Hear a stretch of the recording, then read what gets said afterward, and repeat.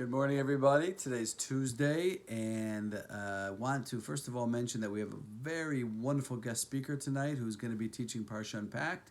His name is Mr. Harry Rothenberg, and he, trust me, is a fabulous teacher, so you don't want to miss out. That's at 7:45 tonight. Okay, we are on the 14th blessing of the Amidah, and we are discussing Yerushalayim, which of course is something very near and dear to my heart, Jerusalem. But it's almost like we're obsessed with this place. I mean, not a few hours can go by in the life of an observant Jew without recognizing or mentioning Jerusalem. If I eat a cookie, I make a blessing afterwards. I mention Jerusalem, rebuilding of Jerusalem. May we see it speedily in our days. Every time I eat bread, I sit down and I wash, and then I do the Birkat Hamazon afterwards.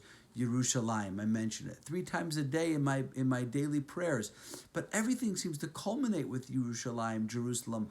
Yom Kippur, the highlight, the climax of Yom Kippur is Ne'ilah. How does Ne'ilah end? L'shana haba b'Yerushalayim, next year in Jerusalem. The Pesach Seder, which is coming in a few weeks, oivei, getting ready for Pesach. Okay, so what happens at the end of the Passover Seder, the whole beautiful night? At the end, L'shana haba b'Yerushalayim, next year in Jerusalem.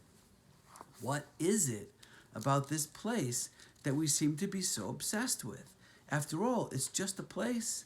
It's just another physical spot on earth. Why is it so important to us?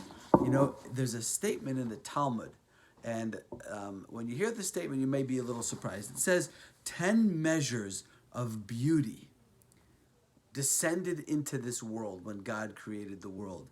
9 measures of that beauty, meaning 90% of the beauty in the world, was given to Jerusalem. And 10% was given to the rest of the world. That's a phenomenal statement that the Talmud is making. Now, some of you have traveled, as I have, to some really incredibly beautiful places. Have you been to Paris? Have you been to Prague? Have you been to Bruges? I mean, that's only in Europe. There are places all over the world that are extremely, extremely beautiful. What is it about Jerusalem that has this incredible, incredible beauty?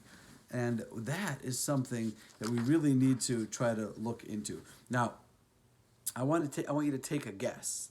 Okay, Jerusalem. Let's begin our spiritual journey with Jerusalem by looking at the Tanakh, the Jewish Bible.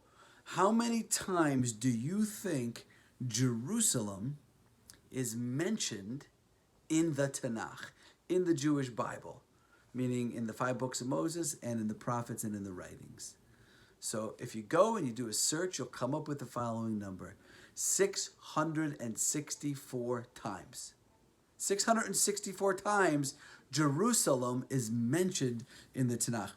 By the way, a little side point, guess how many times Jerusalem is mentioned in the Quran? That's an important question, right? Because Jerusalem is a holy city. The Jews and the Muslims have been fighting over Jerusalem for centuries. Guess how many times Jerusalem is mentioned in the Quran? None. Not once. It's not there. It's a city that's holy to Jews. 664 times. What is the secret about this place? What is so holy, and why is Jerusalem so central? Why are we obsessed with it? Why do we pray for it every single day, multiple times a day? We need to figure this one out. So stay tuned. Have a great day.